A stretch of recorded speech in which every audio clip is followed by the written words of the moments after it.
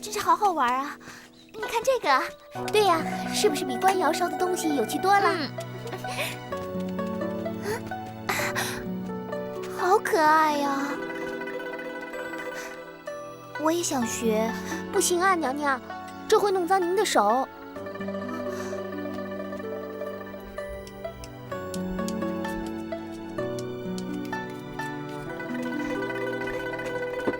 娘娘，你想捏什么？我要捏一个姐姐。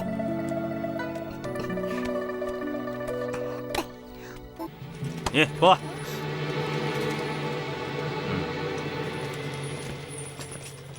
来，站住！走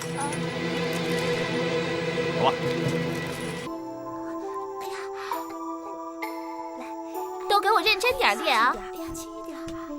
哎呀，在唐朝时期呢，有左右教坊，右教坊是歌妓，左教坊是舞妓。这盛时有2000多人，舞妓在当时可是个中翘楚，没有今年的磨练，想要登台献艺那是不可能的。所谓手眼身法步，腰肢胜杨柳。磨你们呀，就是磨这份巧，差一丁点儿就差多了。来，下去一点，轻一点。你，起来吧。过来。哦。再使点劲啊！蹲下。忍着点儿。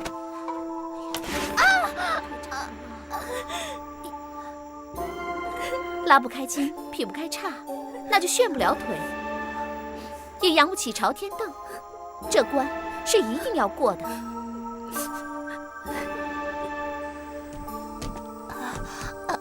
呀，小玉，小玉，你怎么了？没事儿。你练武怎么练成这个样呢？师傅说了，过几天就好了。什么呀？你看你连路都不会走了。你说练武也不能练成这样啊，只是练武而已，又不是操兵，干嘛把人折腾成这样啊？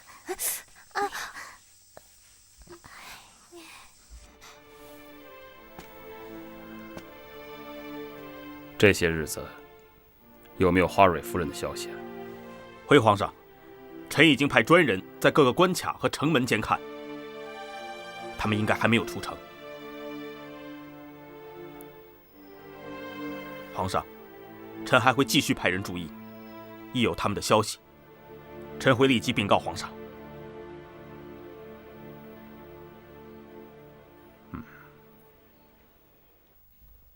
今天召各位前来，是韩王来信，他转述了北朝晋王赵光义的暗示，说我们既然已经取消了国号，便不能照国的制度，所有官阶都应降等。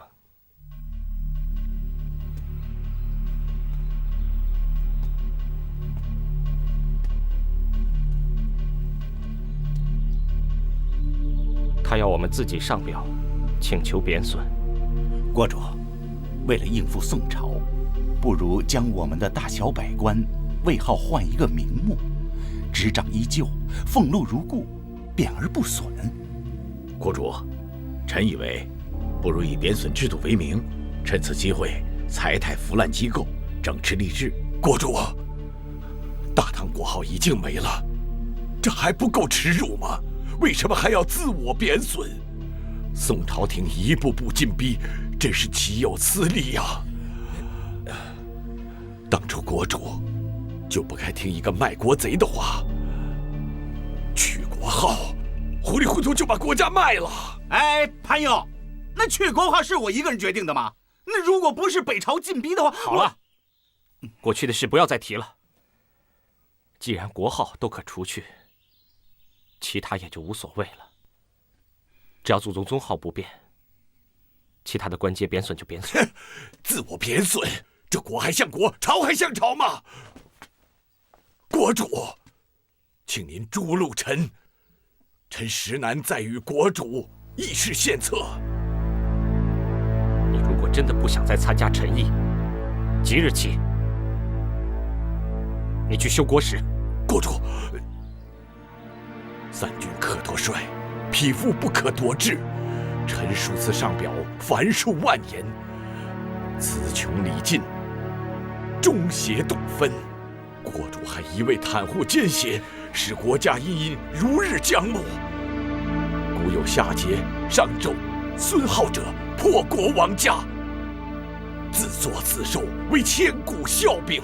今日国主纵容奸佞，败乱国家，不及桀、纣、孙皓远矣。潘佑，你犯言直谏，怎可一击中功，将娘娘比作妹喜和妲己的女货？臣再也不能与这种奸佞共处，是亡国之主。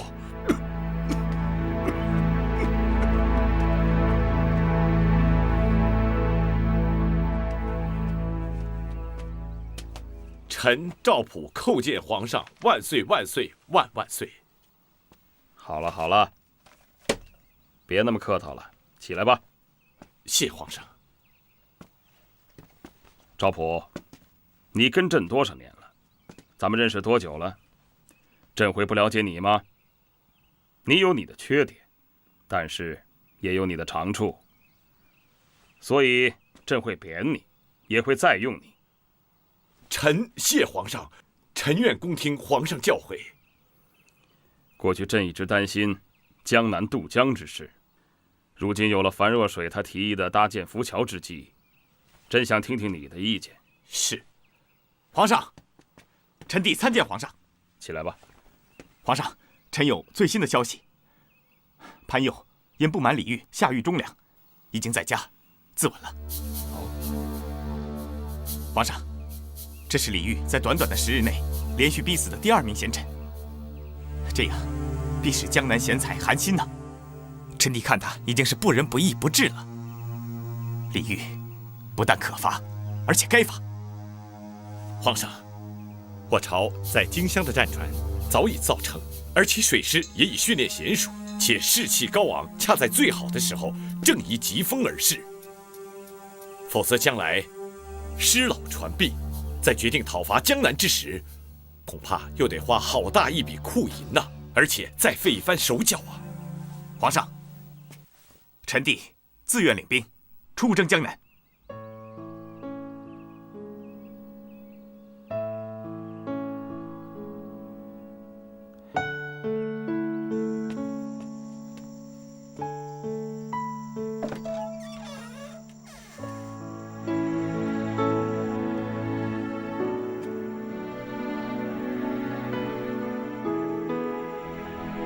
娥皇，这些日子以来，朕对你是无话不说，言无不尽。可是现下朕却是如鲠在喉，只怕你在天之灵也会伤心气恼，跟朕一样心乱如麻的。说心里话，朕对李煜是越来越失望了，失望的无以复加。这些年来，朕听其言，观其行，他却越来越是非不明，忠奸不辨，一意孤行。他一步一步地把自己和江南的百姓推向深渊，比起刘昶的荒唐，也不过是50步与100步之机，完全辜负了朕对他的期许，也全然违反了朕承诺你当初不轻易攻伐江南的条件。娥皇，你说朕到底该怎么办呢？朕知道你一定会说，他只是一时糊涂。你会希望朕再给他一次机会，对吧？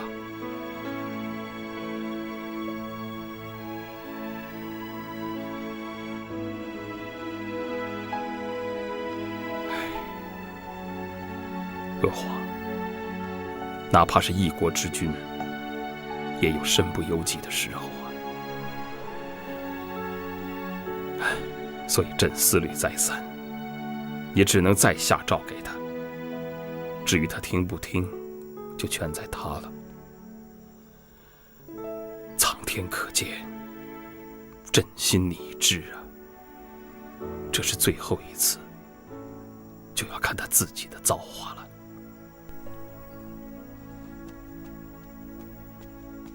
启禀皇上，李从善大人已到，正在御书房外候旨。微臣李从善叩见吾皇万岁万岁万万岁！免礼平身。好了，不必多礼，快起来吧。哈哈哈，从善呐，这不是在大殿上议政，就不必如此拘礼了。君臣之分，国朝之纲，微臣自当谨守。好，说得好，不愧是人如其名，从善如流啊。如果你六哥能像你这样就好了。国主是否有什么冒犯皇上天颜之处？那倒是没有。不过，你说句心里话，自从你来到汴京之后，你觉得朕待你如何？皇上待微臣恩重如山，赐宅地，赏禄位，就连微臣的随员也受职封官。微臣敏感五内，不知何以为报。那你觉得晋王和朝中的文武百官又待你如何呢？有如兄弟手足，情深义重。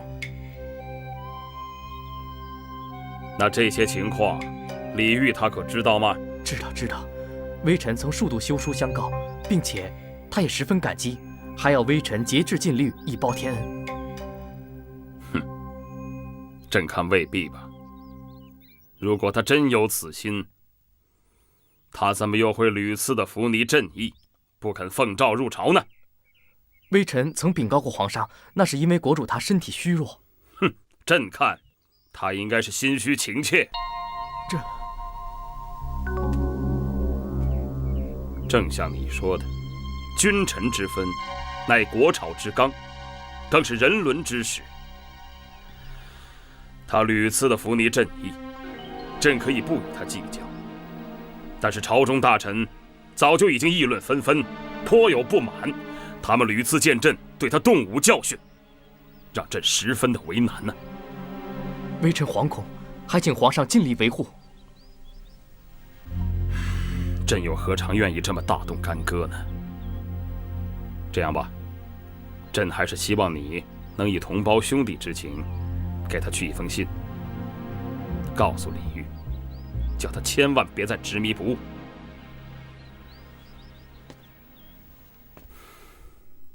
朕已经忍到头了。是，微臣遵旨。汉王又来信了，朕真希望去唤他回来。国主，这当然不可。如果安全无虞，韩王他必定劝驾。可韩王的来信，并没有提任何建议，可见一句犹在，韩王的真意尽在不言中啊。朕想过，如果朕去，能满足宋皇帝睥睨天下、傲视四夷的虚荣，能容我江南与之和平相处，朕去并无不可。国主，如果出门一趟，安全捏在别人的手里，那为什么还要出这一趟远门呢？国主深系的是我江南百姓的安危啊！国主，您得三思啊！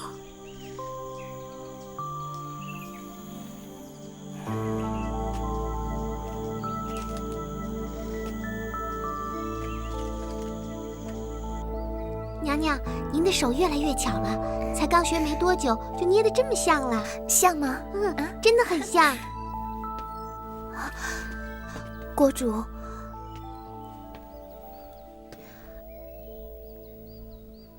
这是哪儿来的？是臣妾捏来送给国主的。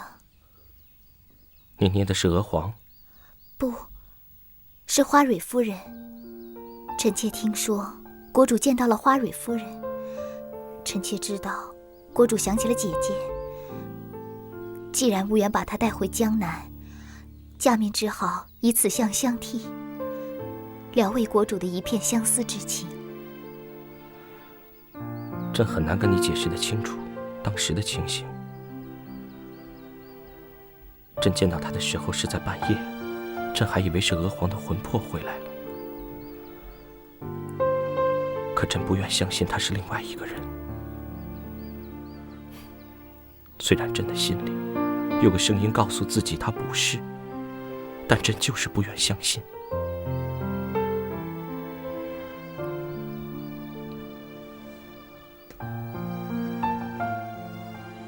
你一定以为朕疯了，朕居然还想带他走。国主，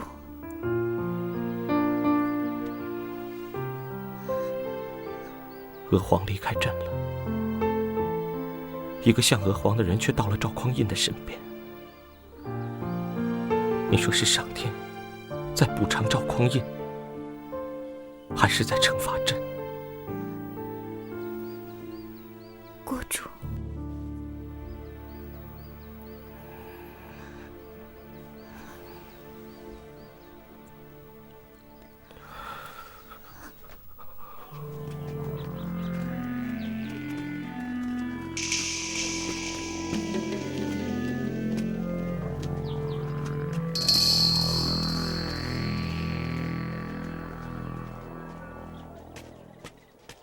，3、4、5、6、7、8，好，继续，3、2、3、4、5、6、7、8，4、2、3、4、5、6、7、8，从头来，2、2、3、4、5、6、7、8，3、2、3。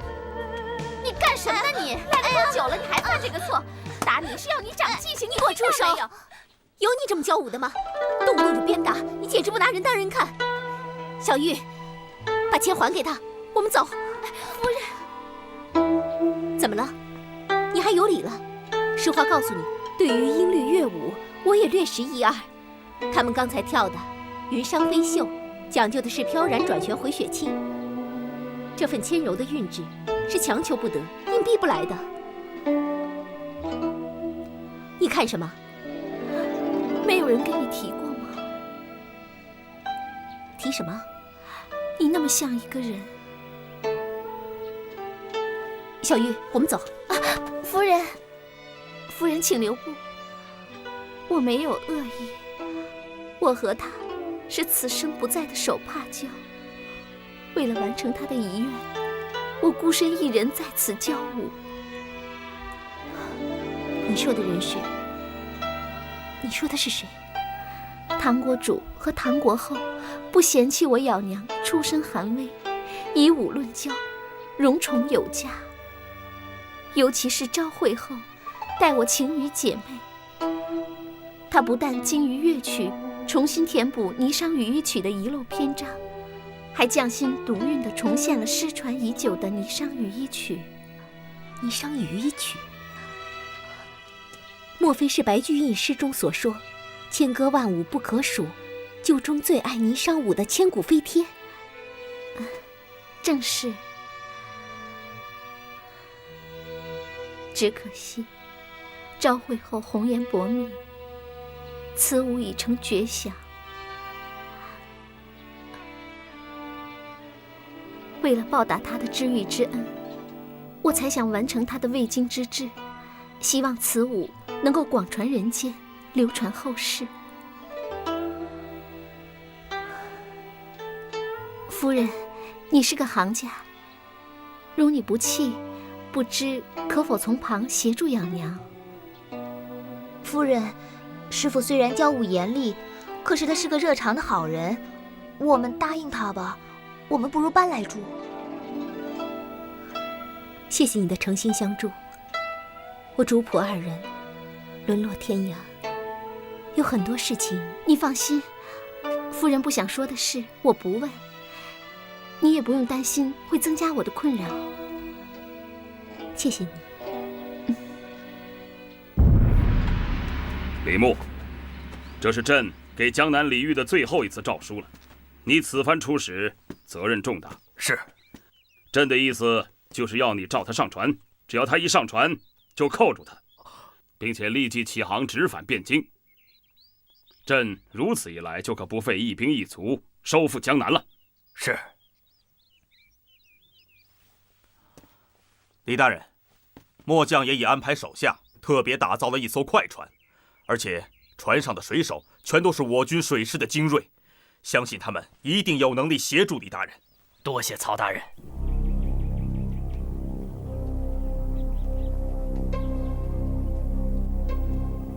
哎呀，晋王赵大人，李大人，一招错，满盘输啊！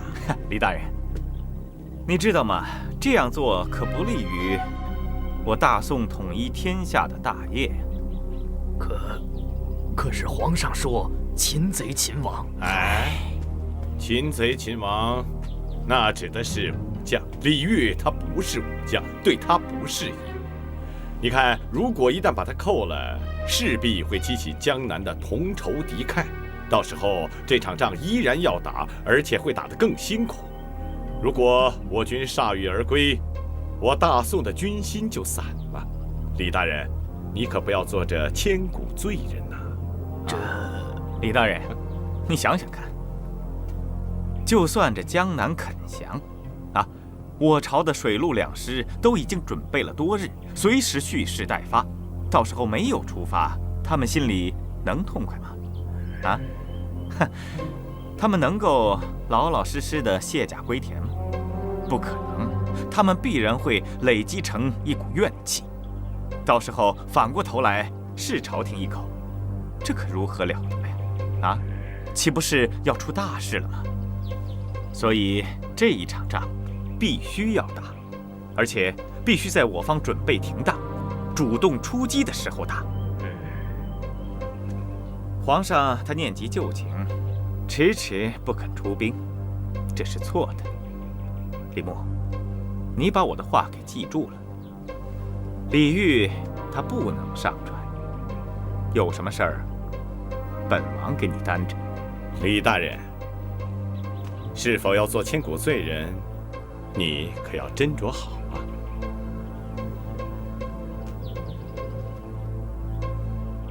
微臣自当相机行事，绝不一意孤行。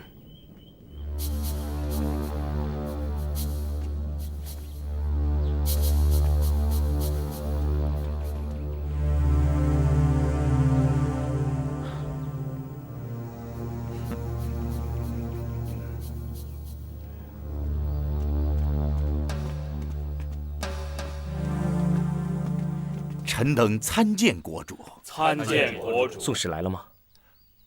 回国主，来是来了，可是为什么大宋使臣不但不下船，反而让臣传话，说他是上邦使者，全代大宋皇帝天威，不能折节相会，要国主登船亲接诏书。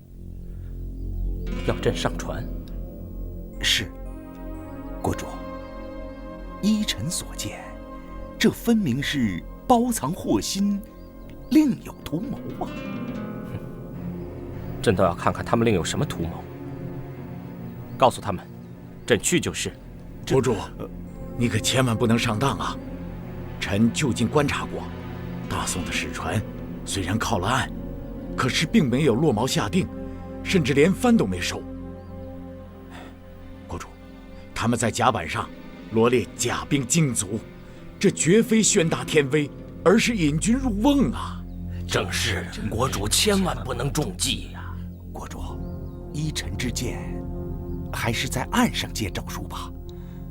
否则，即使在岸上布置了军校，国主登船一旦被扣，军校也鞭长莫及，无计可施啊！朕都想过了。北朝屡次要朕前往汴京，朕都托辞不去。这样下去，也不是个办法。这次如果他们真的把朕扣住了，再到汴京去，朕也不怕。如果朕去，能够换得大宋不再染指我江南，不再危害我江南的百姓，朕也就无憾了。国主，北朝无非是要以国主要挟我朝臣，请国主千万不能上当啊！国主，此事可非同小可呀。各位的心意，朕都明白。在春秋战国的时候，列国屡有往来交聘，其中也不乏以小事大，需要涉险、附盟履约的小国。而小国之君明知道此行是倒龙潭入虎穴，但也有人毅然就道，义无反顾，最后不但安然而返，还博得大国君臣的佩服。朕不一定有这样好的运气，但是朕不想当个懦弱的君主，更不想让北朝小看。国主，请三思啊！国主，请三思啊！你们听清楚，朕的心意已决，即便此行无法回头，朕到了汴京，亦必为江南争千秋。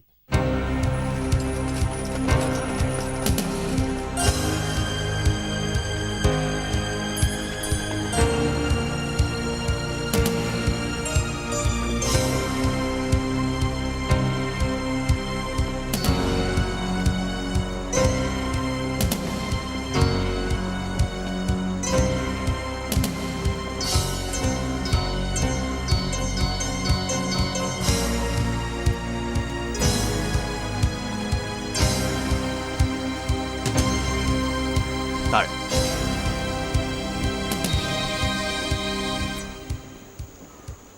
你给我记住了，李煜他不能上船。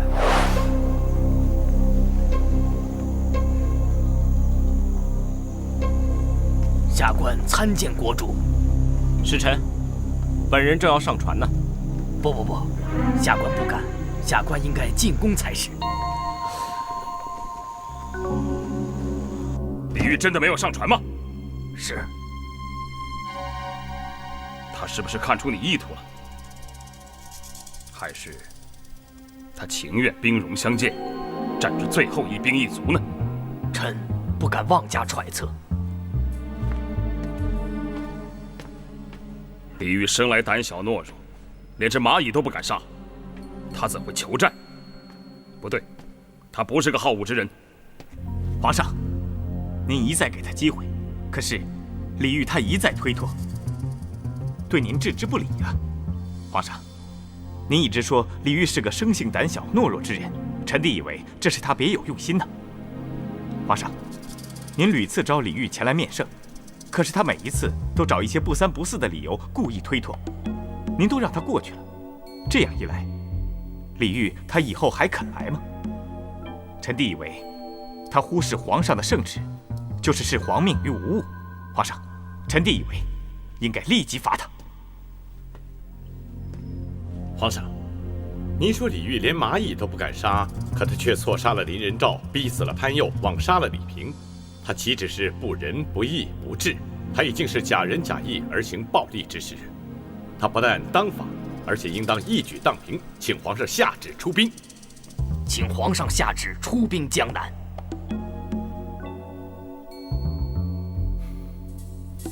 曹彬，臣在，你有什么看法？皇上，统一天下是皇上一生的愿望，而浮桥的设计又可助我大军过江。臣以为，伐江南可成，既然可成，就可伐。是啊，皇上，这是李煜他咎由自取啊。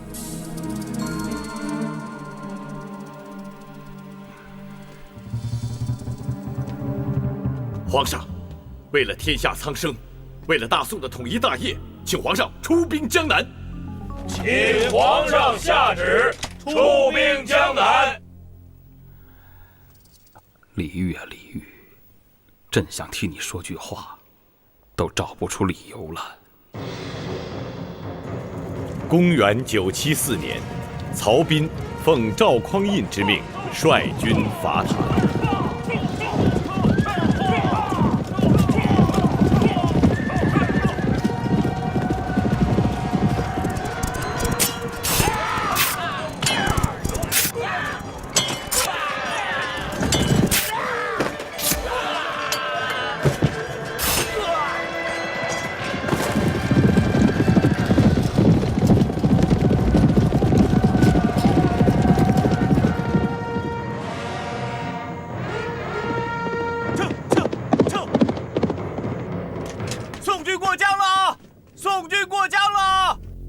曹彬的水师从祁阳出发，一路扑向池州。我池州守将戈彦仓促之中抵抗不及，弃城逃走。池州、统领、五虎相继失守。宋军一路来到采石矶，镇海军节度使郑彦华早就知道宋军要在采石矶搭浮桥，他竟然拥兵自保，没有南下。采石矶的守将杜真，他后续无援，全军大溃。宋军的陆师借着浮桥，就这么轻易地渡过江了。国主，为今之计只有仿效北汉，坚壁清野，坐待宋军失老，自然退去。坚壁清野，坐待宋军失老，自然退去。我们能坐等多久时间？国主，金陵为六朝古都，自古就是荆棘重地，龙盘虎踞，城池高大坚固，不亚于太原城。太原城能守，那我们金陵城守个2、3年也是不成问题的。但当务之急，必须要备粮击鼓，还有要赶紧征召各路勤王之师，合力保卫京城。同时，还要抓紧募兵筹饷。也只有如此了。另外，取消宋朝的开宝年号，公司文书纪年一律改称甲戌岁，明年乙亥岁，以此类推。遵旨。还有，写一封信给吴越国主，叫他退兵。他帮着宋廷从背后夹击我朝，告诉他，今日无我，明日又岂会有他？请他三思。遵旨。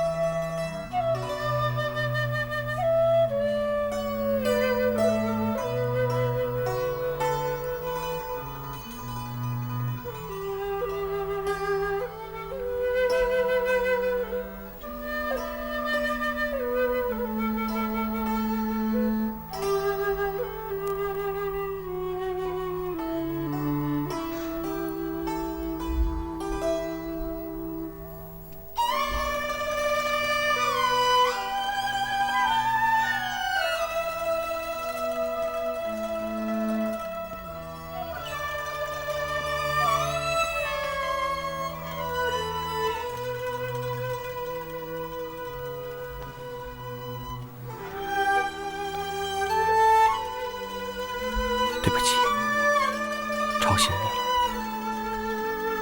没关系。夜寒天冷，灯芯照亮，快去睡吧。别管朕，朕有好多事情要想一想。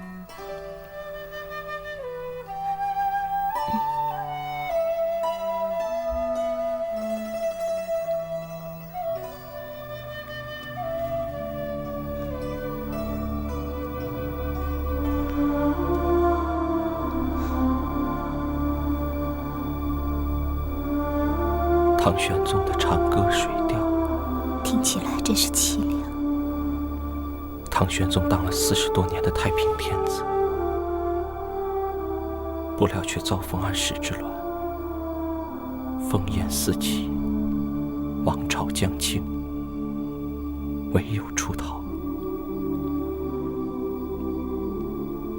去国前夕，有一个少年自荐儿歌，唱的就是这一曲。李教的词，想不到钱塘之曲，倒应了今日之景。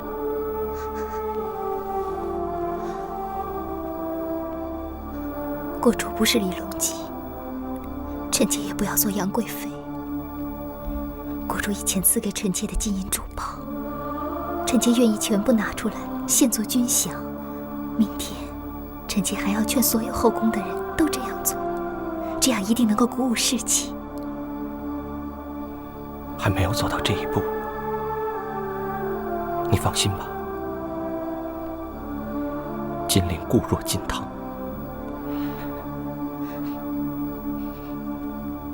国主，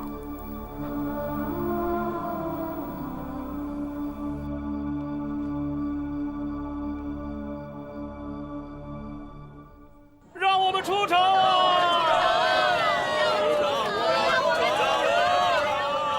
往后退，往后退，往后退，往后退！别吵了，别吵了！别再吵了！城监有令，九门已闭，百姓各自安生，谁都不许出城。违令者斩！这还得了？请。国主，江正大师求见。国主，大师，你来的正好，朕也正想找大师聊聊。国主，请说。大师，都说佛法无边，朕拜佛这么虔诚，为什么朕的国家会变成今天这个样子？你能不能用佛的神通替朕退兵啊？贫僧没有办法。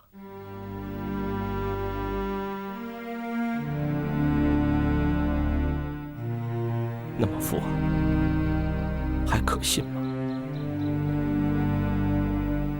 朕念佛拜佛这么久，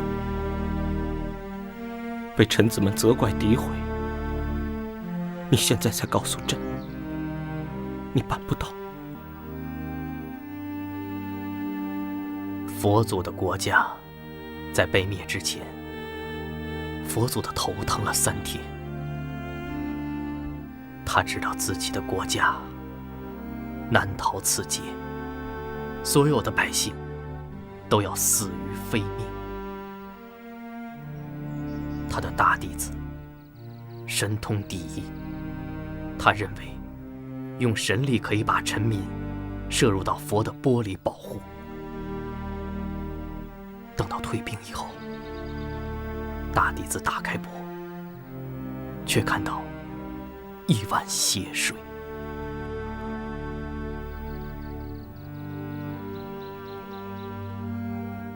他难过地问为什么。佛祖说，神通不敌业力，是因为他那个国家的臣民前世的共业，才有了这一世的结果。朕礼佛敬佛，朕有什么业力？阿弥陀佛，贫僧没有这个能力，看不到国主上一世的共业。可是国主这一世的因果，贫僧倒是可以略说一二。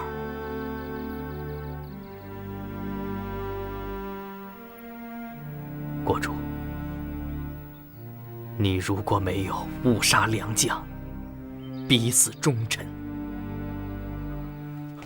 朝臣如果没有贪生怕死，隐匿军情，臣民如果没有麻木不仁，沉于逸乐，江南怎会沦落到今天这步田地？江南朝臣的腐败，百姓的奢靡，对照北朝宋廷的励精图治，国主，这不就是江南臣民这一世的共业和这一世的结果吗？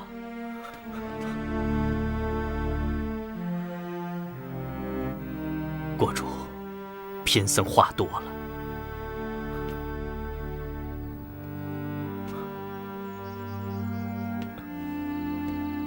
国主，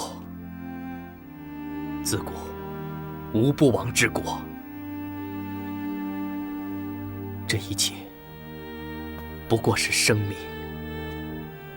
不过是成住坏空，不过是梦幻泡影，哪曾见得万岁？哪曾真见得万万岁？国主，如果实在无法挽救，